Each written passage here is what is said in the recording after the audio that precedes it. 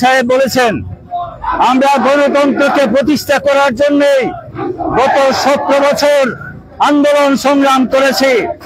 এই আন্দোলন সংগ্রাম করতে যেয়ে 17 বছরের কোনো দিন এমন সময় হয় নাই যে আমরা পুলিশের দালালি করেছি, রাজপথ থেকে সরে গেছি, আমরা রাজপথে স্লোগান দেই নাই।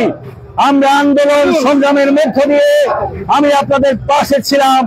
মাসের পর মাস, দিনের পর দিন কারাগারে ছিলাম, রক্ত দিয়েছি, কতবার শরীরে পঙ্গুত্ব বরণ করেছি।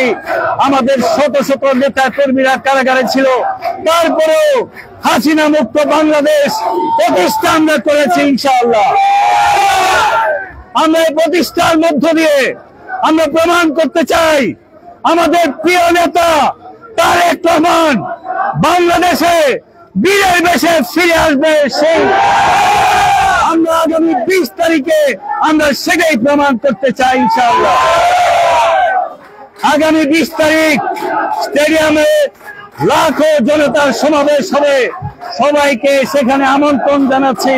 এবং আমি সাধারণ সম্পাদক হিসাবে ভোটার ভাইদের কাছে, কিশোরগঞ্জবাসীর কাছে আমরা সেটা প্রত্যাশা করি এবং আপনাদের দোয়া চাই, ভোটারের ভালোবাসা চাই, তাদের সহানুভূতি চাই, যাতে করে আমরা সেই কাজটা করতে পারি। সবাইকে ধন্যবাদ। আল্লাহ হাফেজ। বাংলাদেশ জিন্দাবাদ।